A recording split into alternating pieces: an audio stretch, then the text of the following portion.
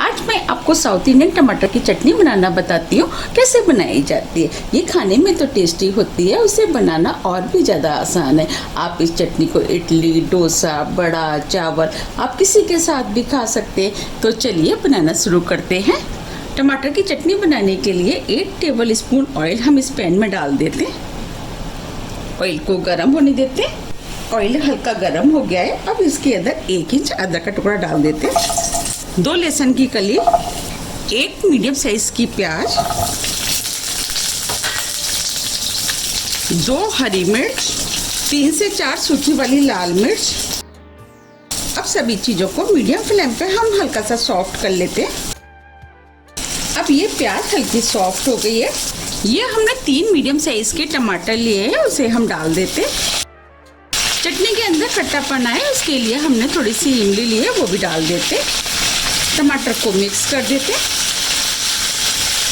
अब टमाटर जल्दी से सॉफ्ट हो जाए तो उसके लिए आधी टीस्पून हम नमक डाल देते हैं।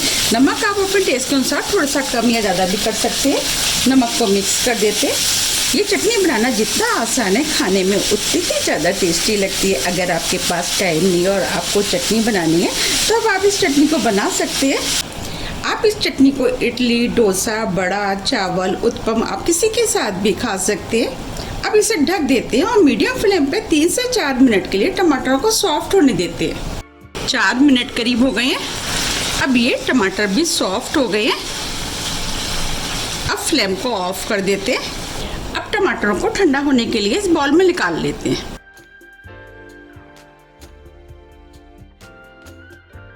अब ये टमाटर भी ठंडे हो गए हैं। इन टमाटरों को हम मिक्सी के जार में डाल देते हैं।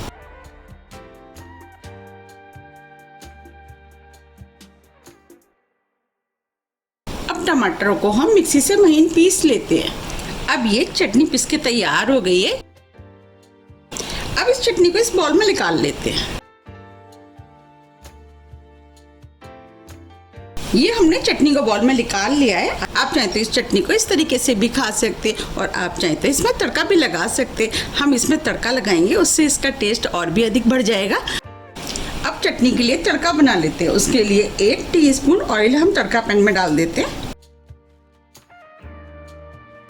ऑयल को गर्म होने देते हैं। ऑयल गर्म हो गया है।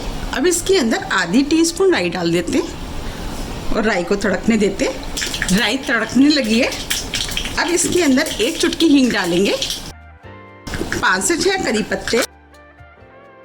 अब ये तड़का बनके तैयार हो गया है। अब इस तड़के को इस चटनी में डाल देते हैं।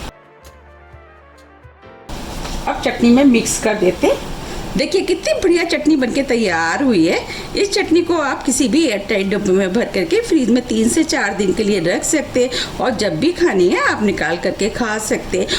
अगर आपको मेरी टमाटर की चटनी की रेसिपी थोड़ी भी पसंद आती है तो रेसिपी को लाइक कीजिए, चैनल को सब्सक्राइब कीजिए और ज़्यादा से ज़्यादा शेयर कीजिए। अब हम फिर मिलते हैं इसी तरह की टेस्टी रेसिपी के साथ। जब तक के लिए नमस्कार।